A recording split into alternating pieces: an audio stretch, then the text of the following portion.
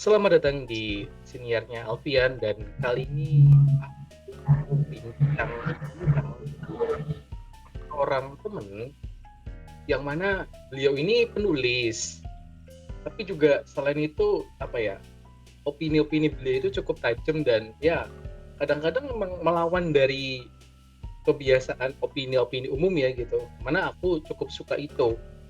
Eh, Terutama opini beliau itu soal tentang perempuan gitu kan, tentang bahwa kadang-kadang banyak banget terutama kayak apa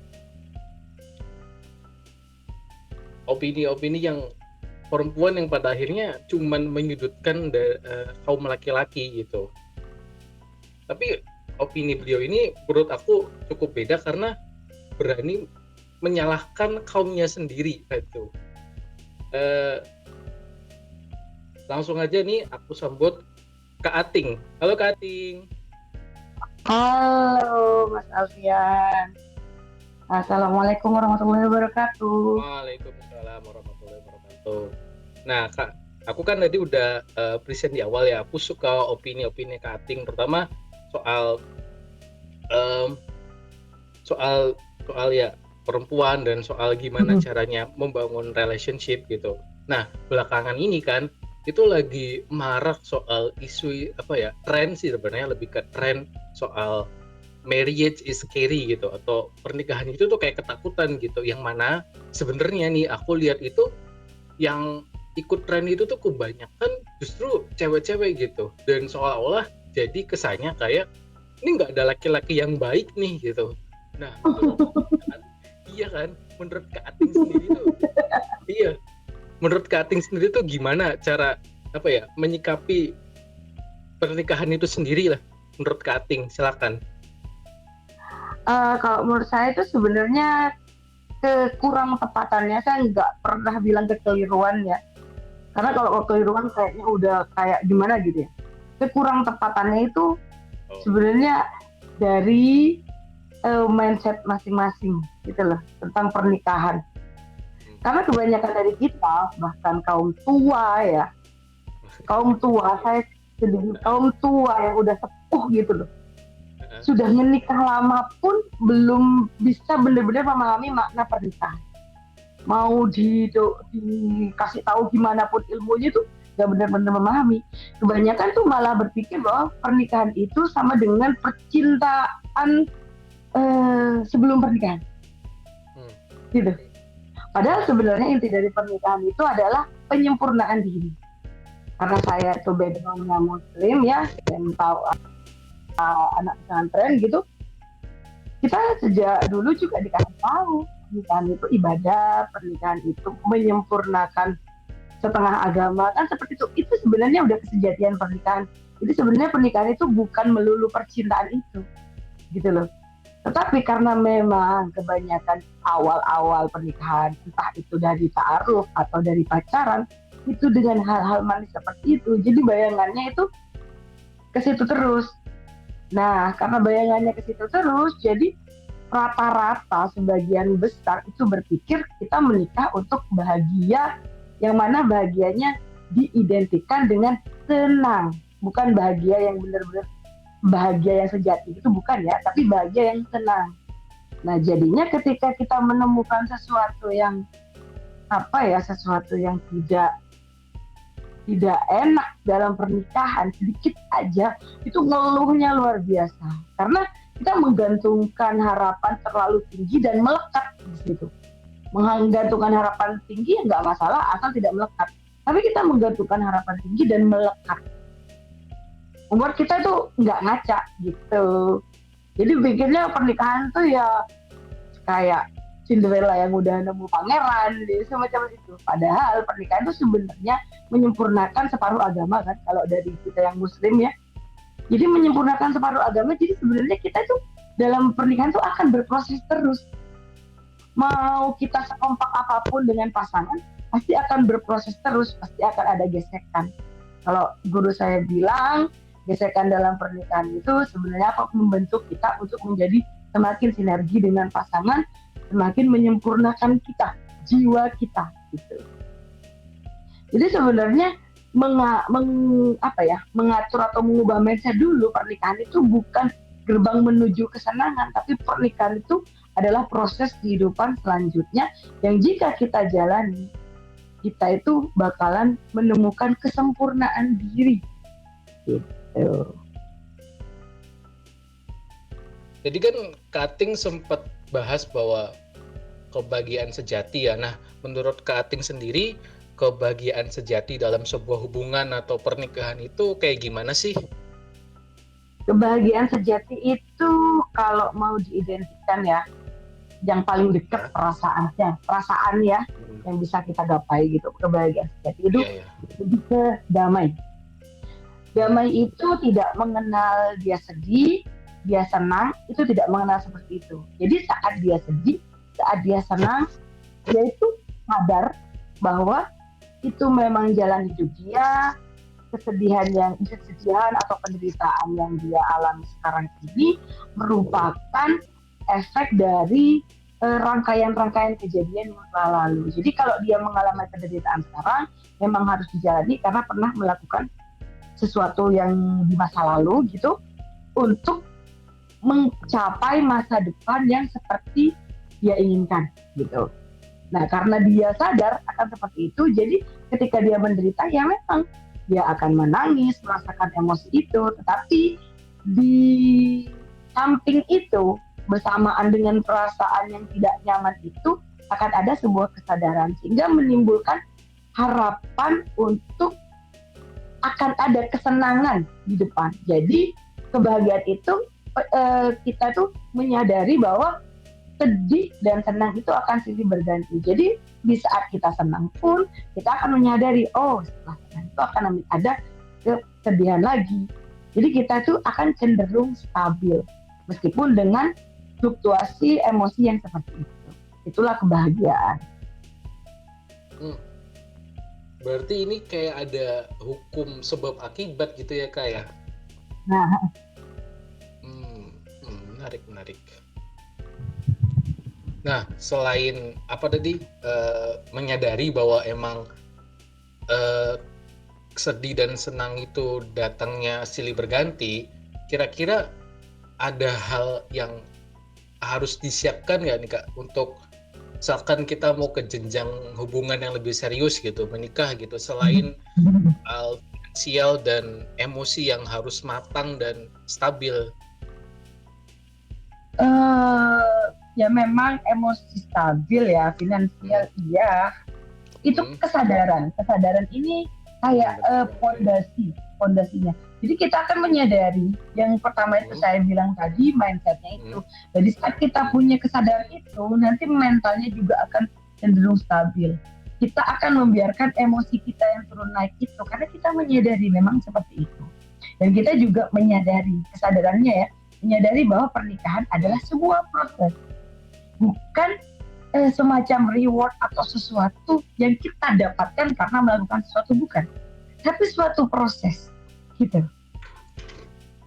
Kebanyakan dari kita kan mikirnya pernikahan itu reward. Jadi lihat aja di pesta-pesta pernikahan, kayak yang mereka bahagia banget karena akan mendapatkan sesuatu yang luar biasa setelah perjuangan seperti itu. Padahal pernikahan itu hanya sebuah gerbang untuk proses selanjutnya. Bahagia wajar, tapi kayak udah mendapatkan sesuatu, aku bakal bahagia terus sama dia. Enggak. Karena kita memang dua orang yang berbeda, dan pasti jodoh itu pasti 180 derajat berkebalikan. Karena jodoh itu mau di model gimana pun ada sifat-sifat yang akan berkebalikan nanti sebagai penyeimbang. Ini sudah memang semacam sistem persistem seperti itu. Mau itu dari jalan pacaran, mau dari jalan ta'aruf, memang ada hukum tarik menariknya. Jadi jodoh itu kalau mau dilihat pasti ada 180 derajat sifat yang berkebalikan. Untuk apa itu? Untuk saling mengisi. Seperti itu. Berarti kalau misalkan cocok atau nggak cocok itu berarti itu kan sebuah proses aja Kak ya? Jadi kan proses. Oh iya. Iya, iya. Tadi saya bilang, tadi sempat bilang, menurut guru saya Nah, dulu, saya iya. di cabang dari guru saya, gesekan-gesekan dalam pernikahan seperti kita ada pertengkaran-pertengkaran kecil, pertengkaran besar atau apapun Hmm, itu gesekan itu memang sangat perlu. Karena setiap gesekan akan membuat pasangan itu semakin sinergi di kemudian hari gitu. Makanya kalau ada pasangan yang kayak adem ayem, ada ya, saya beberapa ada. menangani kasus Iya, iya. pasangan yang adem ayem, bener-bener adem ayem, di luaran adem ayem. Ternyata ketika saya berbicara dengan salah satunya, bener-bener keluar emosi yang saya begini, saya begitu, saya ini, saya itu. Jadi sebenarnya bukan adem ayem, tapi pendam. Nggak sedikit kan kita apa namanya Iya. itu ya, ada kasus-kasus yang menceraikan pasangan karena terlalu lempeng, karena terlalu penurut seperti itu. Iya, iya, Ya iya, seperti iya, iya, itu. betul, betul, betul. Tidak bersinergi gitu loh. Tidak ada apa namanya ya, interaksinya itu nanti.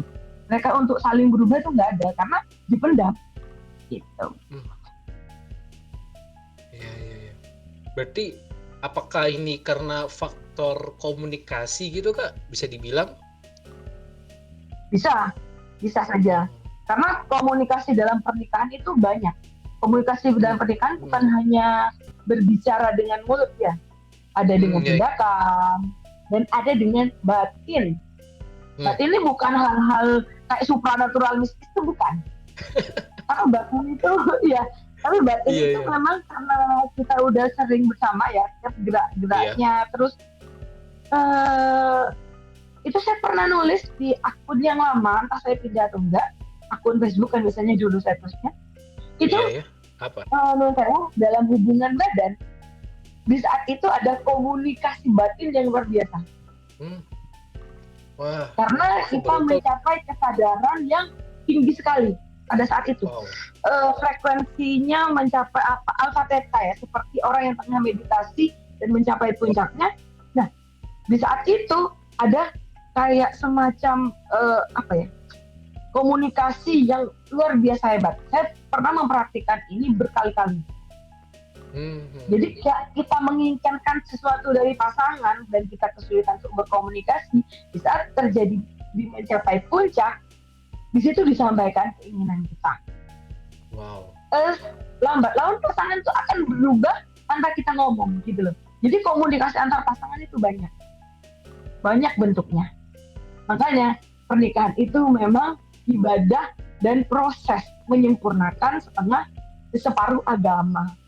Ya karena memang proses itu sebenarnya prosesnya untuk menyempurnakan masing-masing diri, tetap tetap balik ke individunya masing-masing. Tapi memang perlu partner untuk menjalaninya semacam itu.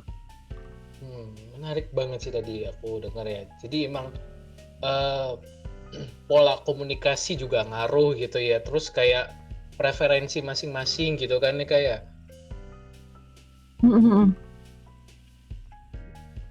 Nah, ini aku ada satu pertanyaan nih kayak apakah em, gimana caranya nih kayak menyamakan frekuensi tapi padahal mereka tuh nggak satu referensi gitu Kak. Ada nggak caranya gitu? Klise ya, klise nih Hmm, kayak klise gimana? dan Ah, sangat easy. Cinta, iya, iya. beneran. Apa itu Kak? Karena dari banyak-banyak kasus, ya kan sering ya numpuk curhatan baik dari Iya, teman dekat walaupun orang yang nggak dekat, iya. sering ya banyak kasus. Ah, Apa yang membuat apa namanya, perselisihan nggak ah, selesai-selesai itu adalah iya. minim toleransi, bahkan tidak ada toleransi sedikit pun Wow. terhadap pasangan. Apa yang Oh. membuat kita semakin memperbesar toleransi? Cinta. Cinta itu dari mana? Cinta itu berasal dari salah satu pasangan itu memenuhi, bukan salah satu pasangan, masing-masing pasangannya kalau untuk masing-masing mencintai, memenuhi satu atau lebih dari kebutuhan batin kita, gitu loh. Hmm. Jadi bukan dari kebutuhan fisik ya. Biasanya kan memang kita tertarik awalnya itu dari fisik ya. Tapi Iya, ada iya, betul. batin kayak klik klik klik batin itu mendalam yang bisa membuat cinta gitu. suka dulu kan apa ya. Untuk membuat cinta itu adalah klik batin. Misalnya begini, seseorang untuk jatuh cinta, katanya orang untuk jatuh cinta itu tanpa alasan. Itu enggak Iya. ada alasan. Misalnya dia mirip kayak sama ayah saya yang sangat perhatian. Biasanya ada love language yang apa ya, yang dipenuhi walaupun hanya sedikit. Itu menimbulkan cinta. Cinta walaupun hanya bertunas itu akan apa ya, membuat kita bisa menoleransi apapun yang ada di pasangan itu. Nah kalau tanpa cinta dia akan tersiksa dan sulit untuk menoleransi. Ini yang bikin semua kesulitan. Rata-rata teman-teman yang udah curhat itu yang apa ya, yang sangat kesulitan untuk benar-benar membenahi rumah tangganya itu memang udah cintanya itu tidak ada sejak awal atau terkikis habis karena kebutuhan batin itu nggak dipenuhi sama sekali. Jadi sama sekali kering. Gitu. Oke. Karena kita kan pernah nemu ya ada orang misalnya ya rumah tangganya itu memang seberat itu konfliknya ya, berat banget. Tapi kok nggak cerai-cerai? Berarti kan ada yang saling menoleransi kan? Kenapa? Karena ada minimal satu saja kebutuhan batin yang terus dipenuhi dari pasangannya itu, oleh pasangannya itu gitu loh. Dengan begitu dia masih bisa menjadi pasangan saya karena ada sedikit rasa nyaman gitu. Kalau udah kayak bercerai gitu ya, terlepas dari nanti apa ya capek dan nanti logikanya keluar ya, lain lagi itu. Terlepas dari itu nggak kayak gitu. Jadi kalau itu meskipun cintanya itu udah habis gitu, cinta itu udah habis, itu baru orang akan keluar logika. Tapi kalau cintanya itu masih ada, masih dipenuhi lah, misalnya love language-nya itu apa namanya ya, dia itu act of service ya, nah suaminya tuh act of service banget ya. Nah sekeras apapun suami dia masih bakalan ingat gitu loh, masih ada kebaikan gitu karena dia memang terbesar kebutuhannya di situ. Jadi toleransinya tuh masih sangat luas. Kalau udah nggak ada sama sekali, ibarat tumbuhan tuh nggak disiram, bukan hanya nggak dipupuk, nggak dapat setetes pun air, kering, mati dia. Klise cinta itu klise, tapi memang ya itu dibutuhkan. Tapi ini Kak, tapi kan aku pernah baca ya, katanya itu cinta itu paling lama bertahan tuh cuman 6 bulan gitu.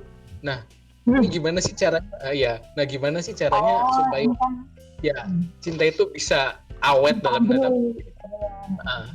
Selain dari kayak misalkan kebutuhannya sama atau misalkan love language-nya sama gitu, apa sih yang itu bisa awet gitu loh?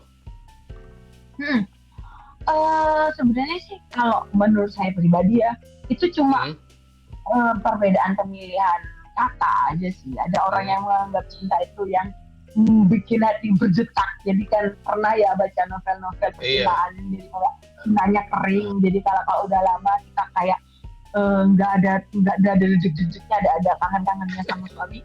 Iya sih nggak ada kangen-kangennya sama suami juga, nggak ada, biasa. Tapi ada satu hal yang membuat saya tuh kepada suami tuh kayak menoleransi dan saya masih bisa hidup sama dia bahkan sampai tua gitu loh. Ada hal seperti itu. Hal seperti itu ya balik lagi seperti itu tadi. Fondasi terbesar adalah penyadarannya. Karena saya penyadaran bahwa di situ kalau masih ada secuil kebaikan yang menunjukkan dia memperjuangkan keluarga kami gitu loh, termasuk saya pribadi. Disitulah dia patut diberi kesempatan karena dia menunjukkan mau bertumbuh seperti itu. Begitupun saya. Ketika kenapa pasangan saya mempertahankan saya walaupun misalnya kami punya konflik gede, kenapa tidak begini, tidak sampai putus gitu loh.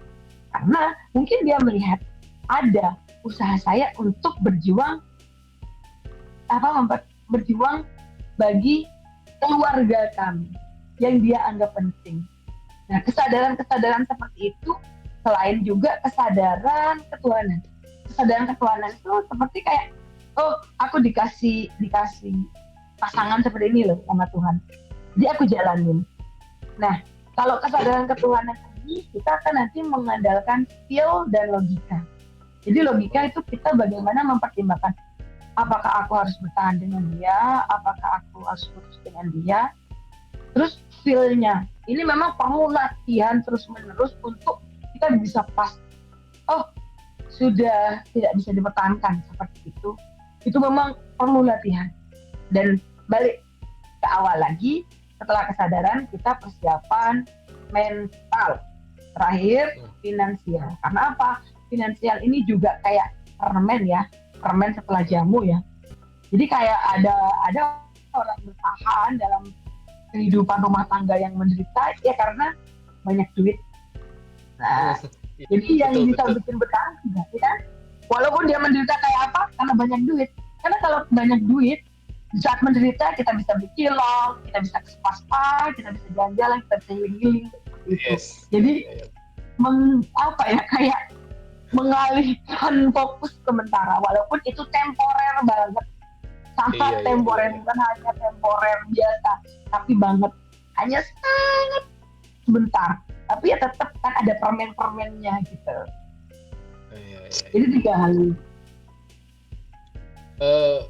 Ini menurut Kating sendiri nih sebagai sesama perempuan, ada nggak sih tips atau cara buat gimana cara milih calon pasangan, atau ya ini mungkin dalam konteksnya aku adalah laki-laki gitu, gimana cara milih mungkin calon istri yang baik gitu, selain dari agama ya, kita kan pasti harus dilihat dari agama gitu, tapi selain itu apa gitu, apa faktor keluarga juga berpengaruh gitu terhadap itu?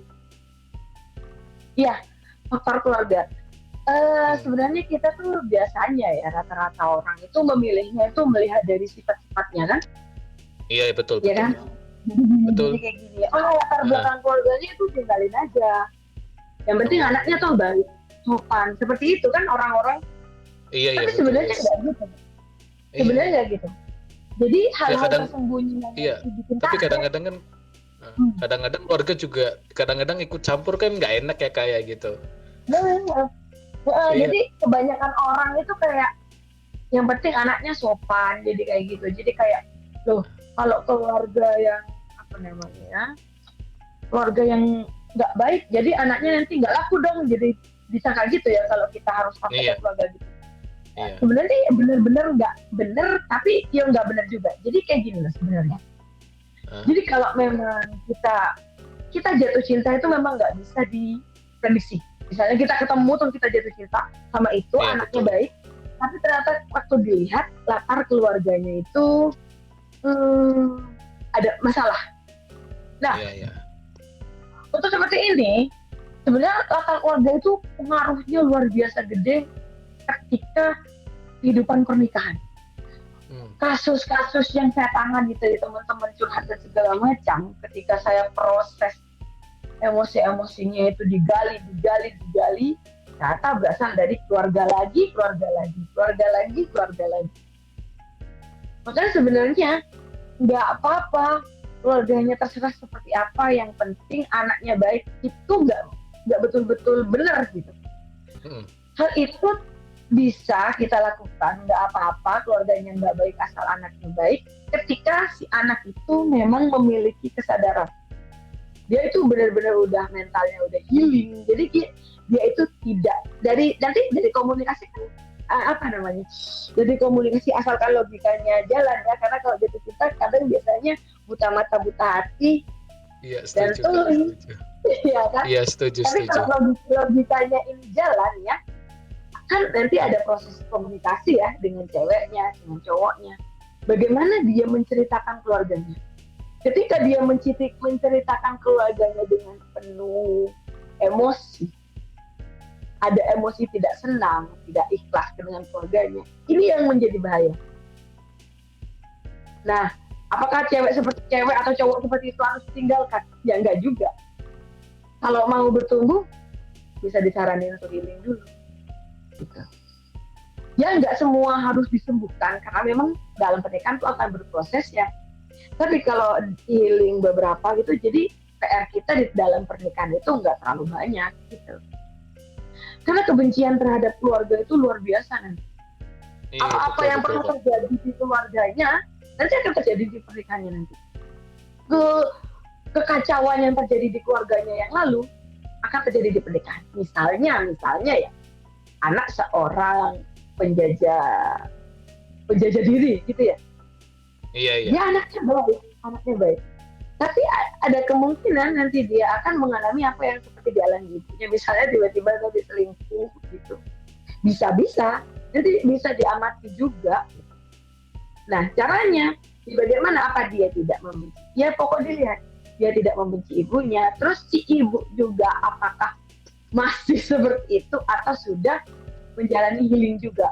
Healing kalau dalam agama pertobatan, kalau Iya. dalam yang lain tuh ya dia memang udah berhenti dari situ, terus dia memang perubahannya itu memang dia tidak menolak dirinya, dia itu setiap hari semakin baik. Itu berarti orang-orang yang berprogres. Jadi kalau kita mau berpasangan dengan dia, sepahit-pahitnya dia itu tetap jalan, dinamis gitu. Nggak ada pernikahan nggak pahit tuh, nggak ada. Karena sebuah proses itu ibarat kita itu Iya. kalau bikin apa panci apa kita itu ditempa lah atau dihancurkan dilebur terus dituang lagi seperti itu. Jadi Tapi kalau dilihat dia misal, mau berproses nggak. iya, iya. Tapi kalau misalkan sudah terlanjur memilih lalu baru tahu belakangan bahwa keluarganya ya cukup problematik lah dalam tanda kutip, itu gimana Kak?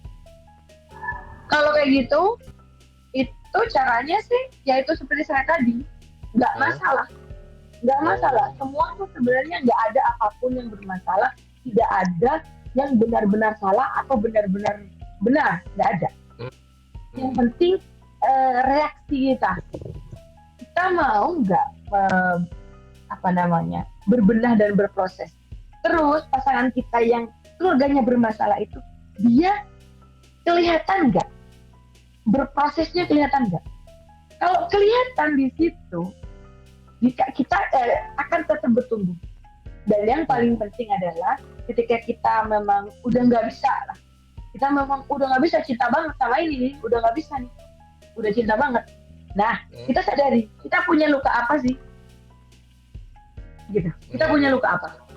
Nah, kita fokusin di luka kita. Nggak perlu mengubah pasangannya. Kita fokusin di luka kita.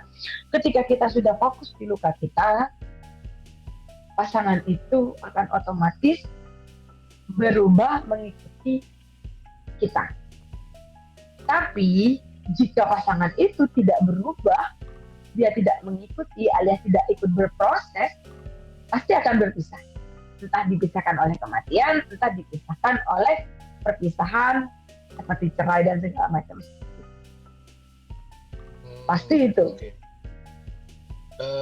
Kalau menurut Kading sendiri ya, ada nggak sih orang yang memang ini orang nih kayaknya nih apa ya nggak cocok gitu buat jadi pasangan gitu? Ada nggak menurut Kading gitu? Kalau ada tuh yang seperti apa gitu? Oh, ada. Orang-orang yang benar-benar rusak dan terlalu banyak luka. Contohnya Kak? Ada. Banyak. Ada. Masa seperti kasus-kasus yang ada itu, yang sampai dilaporin ke polisi, yang sampai berujung perceraian. Kenapa sampai berujung perceraian? Berarti kan si pasangan itu nggak mau berjuang sama sekali. Dan kita lihat juga ketika sudah bercerai, malah saling berembusuhan terus saling up di sosial media tanpa mau berbenah.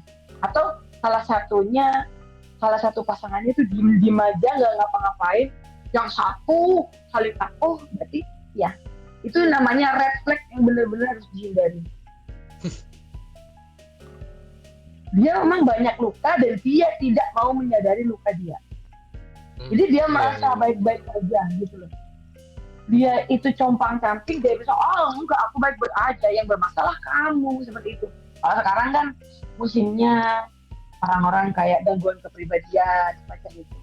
Jadi dia mengalami luka mental, luka psikologis yang dalam banget, compang-camping sampai dia itu menguburnya dalam-dalam dan sangat denial.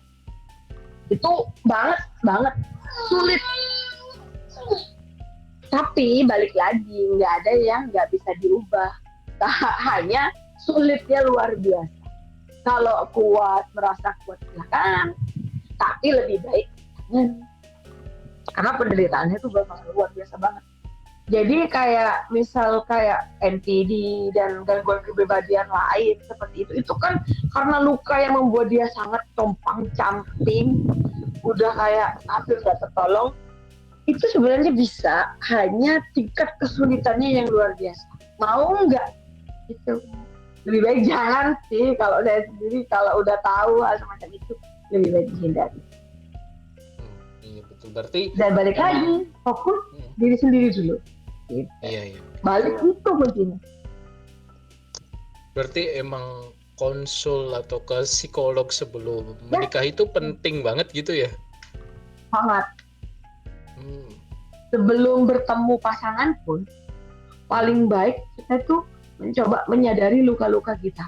Paling baik belum punya gambaran pasangan seperti apa, paling baik kita melihat ke keluarga dulu. Seberapa punya kebencian kita, seberapa bermasalah dengan keluarga. Kalau ini diperbaikin, pasangan kita yang akan menjadi jodoh kita, dia akan berubah. Entah berubah orangnya, entah berubah sifatnya. Karena ada hukum tarik-menarik. Kita punya luka psikologis yang setara, kita pasti punya luka psikologis yang setara dengan pasangan. Gitu loh. Kalau luka psikologis kita udah banyak sembuhnya, berarti kan kita akan mendapat pasangannya luka psikologisnya juga dikit. Jadi PR-nya juga dikit.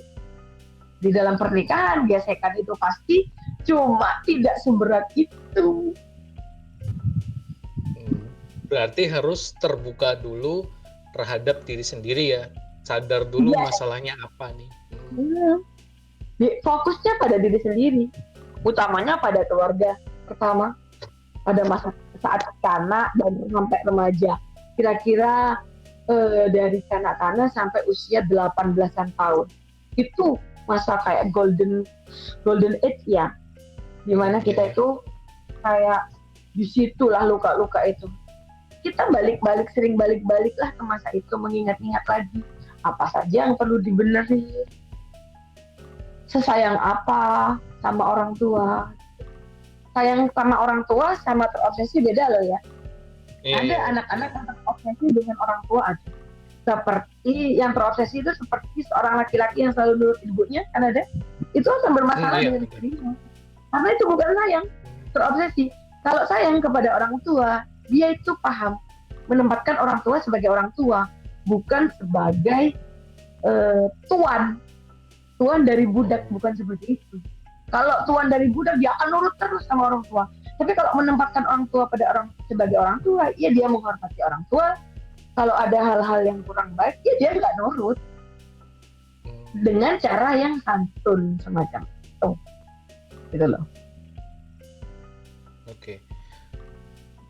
Ada nggak sih Kak ini ya, wejangan gitu buat orang-orang yang mau nikah dan ya dengan berbagai macam polemik dan ketakutannya gitu, biar kayak ya menikah emang perlu kesiapan tapi juga nggak perlu buat ditakut-takutin banget gitu. Pada akhirnya yang awalnya tuh jadi waspada malah jadi paranoid, kan bahaya gitu Kak.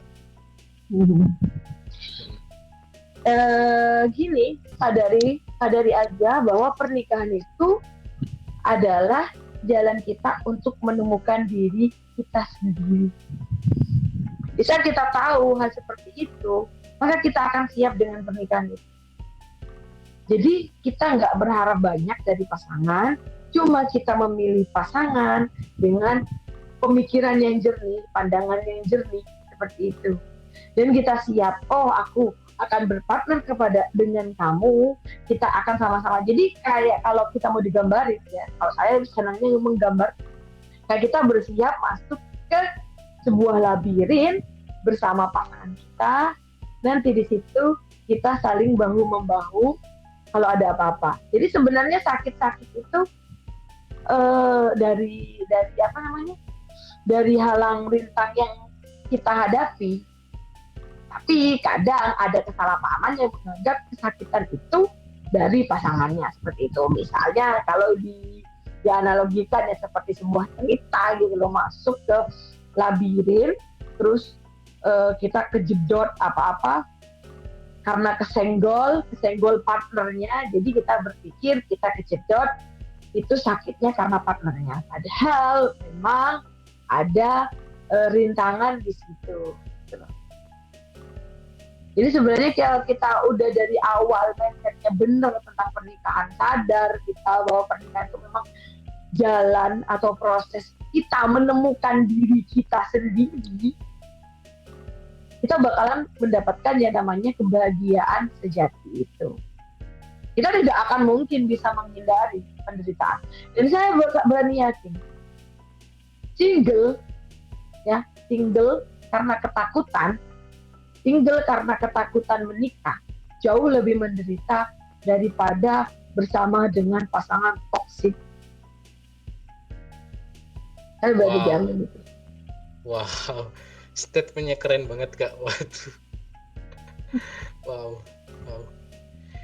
Ya, ini cukup panjang juga, tapi makasih Kak udah mau ngobrol-ngobrol dan ngebuka sudut pandang aku yang lain tentang relationship. Akhir kata nih Kak, akhir pertemuan ini ada nggak nih Kak yang mau Kakak promoin gitu? Boleh dong, silakan. Oh, boleh dong.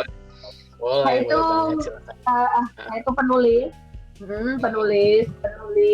Kebetulan kalau sekarang udah pindah penulis di platform, dan pindahnya tuh ke Mama KBM, yang mana katanya ya di KBM itu banyak cerita-cerita yang kayak gitu ya, tentang rumah tangga yang gitu. Saya di KBM tuh mencoba untuk masuk dengan cerita yang di opening kayak Mama banget, tapi di dalam itu kayak seperti pemahaman saya itu dimasukkan pelan-pelan gitu. Ingin menyuntikkan seperti itu. Jadi kalau mau baca tentang masalah pernikahan, kadang ya dengan cita-cita yang cheesy itu, tapi saya berusaha memasukkan pemahaman saya di situ. Bisa dong kunjungi KBM saya, tadinya Ating Fatimah Rosyidah gitu. Terus saya juga pengusaha, walaupun pengusaha kecil-kecilan ya, ibu-ibu rumah tangga yang berusaha. Iya, UMKM masuknya ya, boleh. Apa itu Kak? UMKM usahanya ya bikin sambal botolan gitu. Sambal yang ya lumayan bisa diawetin, terus dan praktis. Terus saya juga bikin kayak skincare yang bikinan sendiri, skincare bikin sendiri, termasuk kayak dia tawas gitu. Kenapa bikin skincare sendiri? Karena memang saya tuh tertarik sama skincare tuh sudah lama. Dan saya udah bilang tahun 2017. Sekarang balik lagi. Kenapa seperti itu pakai skincare sendiri? Karena saya tetap terobsesi pada skincare yang nggak ribet, murah, tapi jadi bagus. Pengen mewujudkan itu aja. Sebenarnya itu. Dan aman, bukan yang aneh-aneh, glowingnya itu bukan yang aneh-aneh. Kita pengen kulit sehat. Jadi apa-apa yang saya lakukan itu sebenarnya sebuah usaha untuk mengungkapkan cita-cita saya sendiri terhadap hal yang tidak saya temukan di luaran gitu loh. Jadi pengen baca tulisan seperti ini karena menurut saya nggak ada, saya bikin sendiri. Saya sambel yang kayak gini nggak ada, jadi saya bikin sendiri. Skincare yang menurut saya seperti ini tuh belum benar-benar ada, saya bikin sendiri, macam itu. Tapi eksekutor handal emang sih Kak. Ini bukan cuma ide doang. Tapi itu bisa didapetin di mana Kak? Oh, di Shopee. Apa nama itu? Ya, di Shopee-nya Sambal _ Probolinggo. Kalau misalkan jadi meskipun skincare masuk situ juga. Gak apa-apa. Itu termasuk itu kah skincare? Iya, masuk juga di situ. Mau diubah nama udah Gadung, udah Sambal kan yang pertama Sambal. Saya mau masuk ke skincare dulu mikir, soalnya skincare itu modalnya nggak sedikit gitu loh. Tapi entah kenapa kayak ditarik lagi ya bikin skincare, ya udah mau bikin Shopee lagi capek, kewalahan juga nggak ke Shopee-nya. Jadi ya udahlah, masuk situ aja lah, biar nggak apa-apa. Iya. Ya ini buat teman-teman yang mau pesan atau mau order, silakan ya, bisa tadi ke Shopee-nya Kak Ating gitu. Dan ya akhir kata, saya Alfian Romeda dari Seniornya Alfian itu pamit. Terima kasih buat yang udah dengerin, dan Kak Ating juga terima kasih Kak udah mau ngobrol. Sama-sama. Uh, Terima kasih teman-teman yang udah dengerin sampai di sini dulu. Nanti kita akan ketemu di episode selanjutnya. Dadah.